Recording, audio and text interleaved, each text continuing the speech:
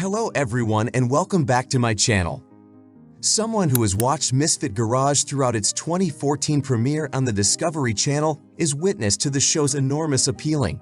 Because of its persistent acceptance, Misfit Garage has established itself as a mainstay on Auto Fanatic's television schedules, giving viewers a close-up look at the motor vehicle initiatives carried out at Fired Up Garage. The primary characters of the program, Tom Smith and Jordan Butler, have become respected figures in their fields. Let's take a closer look and discover why Misfit Garage ended. The two of the primary Misfit Garage characters, Jordan Butler and Tom Smith, were never there when the television series officially started. They were once a part of the cast of the reality show Misfit Garage, which portrayed the events of Gas Monkey Garage. The idea is supported by evidence indicating that one of Misfit Garage's directors of production, Rawlings, is the one who claims the two got into a disagreement in real time. When considering Misfit Garage, Richard Rawlings frequently gets brought up. This has several reasons. Rawlings has a significant part in the spin-off program, notwithstanding the squabbles involving the two main characters and their prior employer from Misfit Garage. Additionally to being the chief executive director of the show, he additionally owns Fired Up Garage. He has a lot of contribute to over the everyday activities of Fired Up Garage and Misfit Garage, given that he oversees the garage's financial matters as well. Consider Rawlings as Lincoln and Fired Up Garage as Ford. Everyone is responsible for the other. The 16th season of the classic Discovery Channel program Fast and Loud has a special on Gas Monkey, an original car manufacturer. Richard Rawlings, the confrontational owners of Gas Monkey Garage, is mostly to blame for the shaming episode, according to Tom Smith. The Smith and Butlers became angry when a guest snapped a picture close to the rolls, and they received severe abuse. After Smith screaming at the manager, both of them were immediately fired, and Rawlings also said that they were a constant cause for disputes at his business. Butler criticized his situation that it was his initial experience being dismissed in a video that was posted to the Discovery site. Additionally, he stated that the shop leader's treatment of the situation was obviously absurd. He said, "There's no reason for being fired for naming your boss an idiot."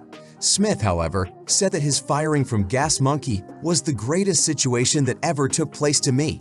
In addition, he made nonsensical comparisons between himself and notable people like Steve Jobs, who had lost their employment.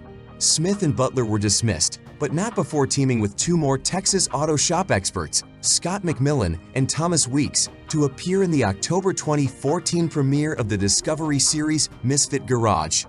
Similar to other real-life television series, Misfit Garage has aspects created particular to the purpose of the program. Even though cars in everyone's comedy have proven rather interesting, the creators of the program constantly look for techniques to up the anxiety and fun factor. At one episode, there's stress at the garage as they approach a due date they might miss after a paint-related incident. A few people said they thought the entire thing was set up. Even yet, most people aren't going to flip the channel to see someone act on stage. Even though the garage is focused on both, the majority of the mechanic's income at Misfit Garage is not derived from the cars or Fired Up business. Regarding how many specialists labor there is, the company's earnings from each reconstructed car is just around $22,000. The widespread popularity of the program, which draws 1.6 million viewers every episode, provides the cast members with almost all of their income. Jordan Butler receives $21,000, Tom Smith earned $14,000, and Thomas Weeks receives $23,000 per episode. One of the primary attracts of the Misfit Garage television series is their ability to take apart catastrophes and give them new life in various manners. However, the program additionally came under criticism for attempting to confuse a number of its aspects. Because of the crew's tendency to undersell some classics, Jennifer Batman acknowledged that Misfit Garage has not gotten better in comparison with certain of its rival programs. Even though nothing substantial has come to light from the charges, there have been rumors that a 7th season may premiere in early 2020. The 13-episode 6th season of the program had its Discovery Channel premiere on May 2018. One of Misfit Garage's primary founders, Jordan Butler, left the show in the beginning of the 4th season due to conflicts over possible fresh collaborators and the best place for the business. The separation with his previous partners was reportedly more caustic than what appeared on the show, despite the belief held by some that his leave from the program had been faked. Butler has been keeping a quiet profile after exiting Misfit Garage, saying on Instagram that he no more communicates with the rest of the cast. When Rawlings comes up on Misfit Garage, he frequently causes trouble for Fired Up Garage by insulting and disturbing the other members. He is represented as an evil individual who cheerfully disrupts the show's financial arrangements. But in reality, he is the shop's tenant at FU Garage, thus he has an ownership stake in the company's achievement. In the final credits of the program, Rawlings appears as a producer-in-chief, just behind Eddie Rowetter. He also receives more praise for his creative talent, whatever that may entail. Following it all off, it's said that Rawlings makes approximately $23,000 for each episode on Misfit Garage. However, these links have not gone ignored by the viewers. For instance, there's no need to go into the purported fight between Richard Rawlings and Fired Up Garage, as one member of the Vintage Mustang Forum remarked out. Many people anticipated Aaron Kaufman might get back with his prior castmates at Fired Up and appear on Misfit Garage after he revealed he was quitting Fast and Loud.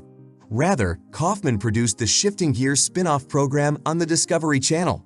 Although Kaufman's second program, Aaron Needs a Job, and Shifting Gears are freely accessible for watching, many fans were disappointed that he wasn't watching Tom Smith and Jordan Butler at Fired Up. Interestingly, there is some of the cars that Fired Up Garage has attempted to repair have ended up being damaged. A tree fall on a Fired Up customer's cars resulted in a complete loss in Season 1 Episode 3. Then, in Season 3 Episode 20, the performers used a tank to intentionally ruin a 1971 GTO. This would not surprise some viewers because of Kevin Clark's fascination with disassembling automobiles and watching the pieces fall apart. It's said that the shop moniker, Fired Up Garage, is a joke at Rawlings.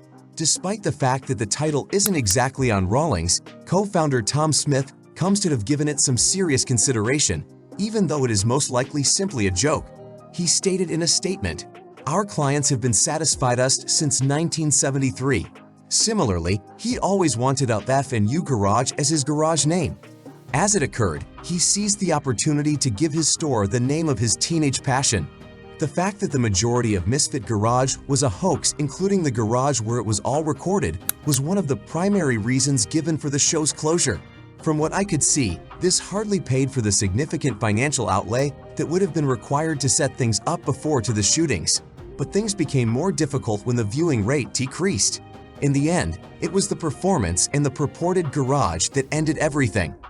Give this video a thumbs up and consider following to our channels so you can get notifications whenever we upload a new video.